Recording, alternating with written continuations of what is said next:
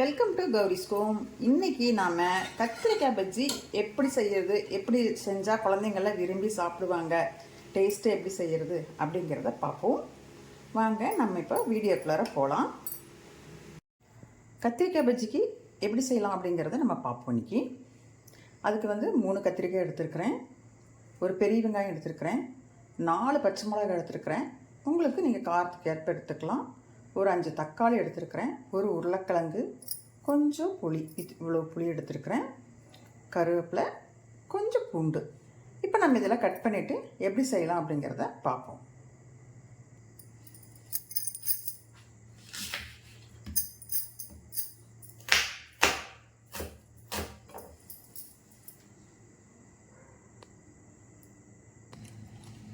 இப்போ இதில் வெங்காயம், பச்சை மிளகாய், தக்காளி, புளி எல்லாமே கட் பண்ணியாச்சு.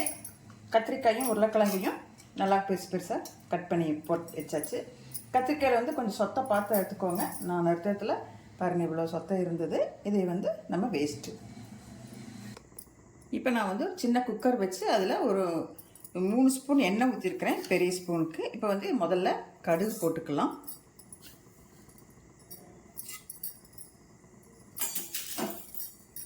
கடுகுக்கு அப்புறம் கடலப்பருப்பு போடணும்னா போடலாம், தேவையில்லை வேண்டாம் அப்படின்னா விட்டுடலாம். அது பொரியட்டும்.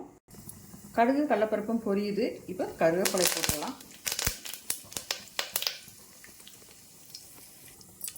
இப்போ கருவேப்பிலை போட்டதுக்கப்புறமா வெங்காயம், பச்சை மிளகாய்,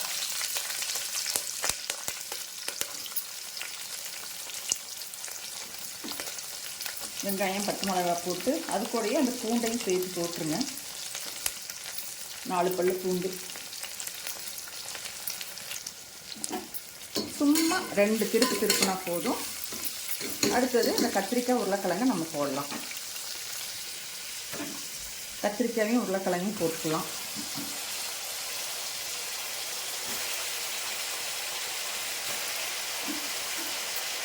போட்டு அதையுமே நல்லா 2 திருப்புனா போதும். அதுலேயே கொஞ்சம் மஞ்சள்தூள், கொஞ்சமாக மஞ்சள்தூள் சேர்த்துக்கலாம்.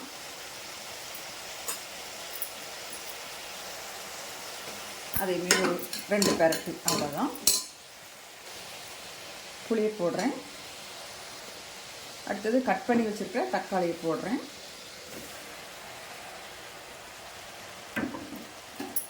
இப்போ இதெல்லாம் நல்லா பரட்டி விடணும்.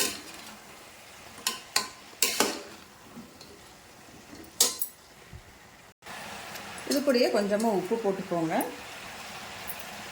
போட்டு நல்லா பரட்டி விடுங்க. ஒரு 2-3 நிமிஷம் பரட்டி விடுங்க.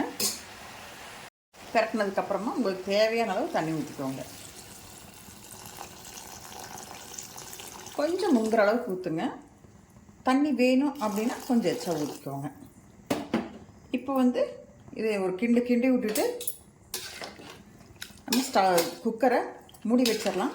ஒரு 5-6 விசில் விட்டோம்னா அந்த கத்திரிக்காய் உருளைக்கிழங்கு எல்லாம் நல்லா வெந்து மசிஞ்சிரும். ஒரு 5-6 விசில் விட்டதுக்கப்புறமா பார்ப்போம். இப்போ மூடி வச்சிடலாம். இப்போ குக்கர் மூடியாச்சு. 5 விசில் விட்டதுக்கப்புறமா பார்ப்போம்.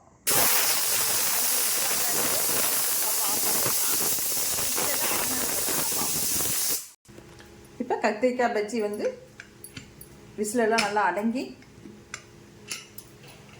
இந்த மாதிரி ரெடி ஆகிருக்கு. இப்போ தண்ணியை வடிச்சிட்டு நம்ம கடைஞ்சிக்கலாம்.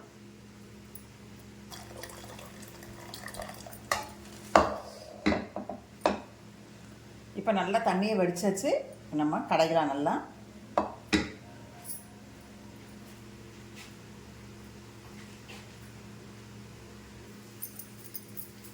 நல்லா இப்படி பருப்பு மத்தையை வச்சு நல்லா மையாக கடைஞ்சிக்கணும். நல்லா மையாக கடைஞ்சிட்டு கொஞ்சம் உப்பு பார்த்துக்கோங்க, உப்பு காரம் பார்த்துக்கோங்க, பத்தலையாக போட்டுக்கோங்க. நல்லா கடைஞ்சிட்டு பார்ப்போம்.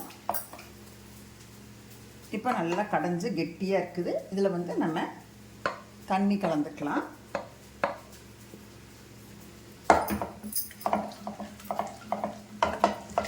இப்போ இந்தளவுக்கு கெட்டியாக இருக்குது.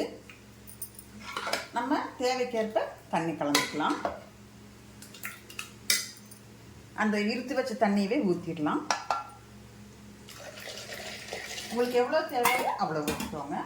உப்பு காரம் பார்த்துக்கோங்க. கத்திரிக்காய் பஜ்ஜி ரெடி ஆயிருச்சு. பஜ்ஜி சூப்பராக ரெடி ஆயிடுச்சு. இட்லிக்கு தோசைக்கு வச்சு சாப்பிட்லாம்.